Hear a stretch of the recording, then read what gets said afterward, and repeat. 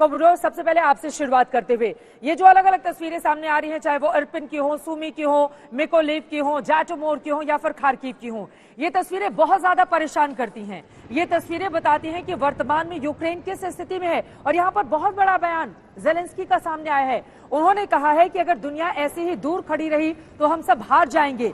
हम अपने अधिकारों की लड़ाई लड़ रहे हैं, दुनिया को हमें बचाना होगा। उनके इस बयान के मतलब, मायने, संकेत क्या समझे जाएं? देखिए, जिस तरीके से वो कह रहे हैं कि हम अपने अधिकारों के लिए लड़ रहे हैं, हम ह्यूमन राइट्स की बात मैं समझता हूं वो कर रहे हैं कि अगर रशिया उनके ऊपर हावी होकर उनको कब्जे में लेता है तो वो ये लड़ाई हार सकते हैं।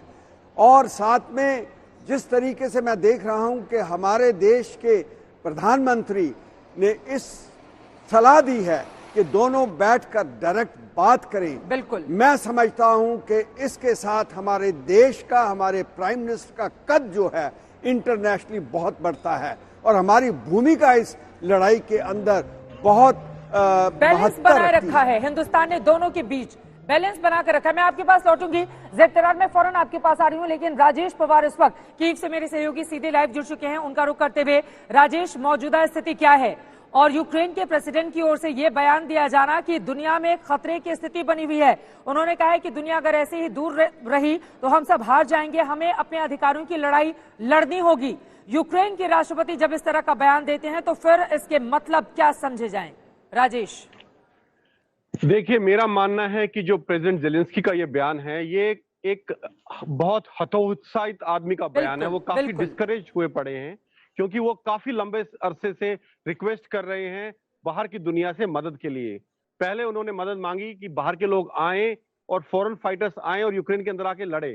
फिर उन्होंने हथियारों की मदद मांगी, फाइनेंशियल एड मांगी। उसके बाद उन्होंने जो लास्ट रिक्वेस्ट नेटो से किया था वो था कि आप यहाँ नो फ्लाई जोन एनफोर्स करें यूक्रेन के आसमान में। लेकिन नाटो ने उसको सिरे से खारिज कर दिया और उन्हें क्लियर कर दिया कि वो किसी भी तरह के कॉन्फ्लिक्ट में डायरेक्ट भूमिका नहीं निभाएंगे। इसके बाद से जो मेरा मानना है, जेलेंस्की काफी हतोत्साहित हैं और वो बार बार यूरोप को और पूरी दुनिया को ये बताने की कोशिश कर रहे हैं कि ये लड़ाई सिर्फ यूक्रेन की नहीं है, ये लड़ाई बाद में यूरोप तक जाएगी और ये पूरी दुनिया की लड़ाई है। वो इसको इस तरह से प्रेजेंट करने की कोशिश कर रहे हैं। राजेश, क्या ये माना जा सकता है कि जिस तरह की उम्मीद अमेरिका से, नाटो देशों से, यूरोपियन यूनियन से जेलेंस्की की ओर से की जा रही थी, वो उम्मीदें पूरी नहीं हुई हैं? सैन्य मदद उपकरणों के रूप में तो जरूर उनको मिल रही है, लेकिन जिस तरह की मदद को उनको उम्मीद थी कि रूस के खिलाफ ये तमाम देश उनके साथ खुलकर खड़े रहेंगे, वो स्थिति इस वक्त दिखाई नहीं दे रही है। क्या इस वजह से आपने कहा ये हतोत्साहित बयान है यूक्रेन के प्रेसिडेंट का?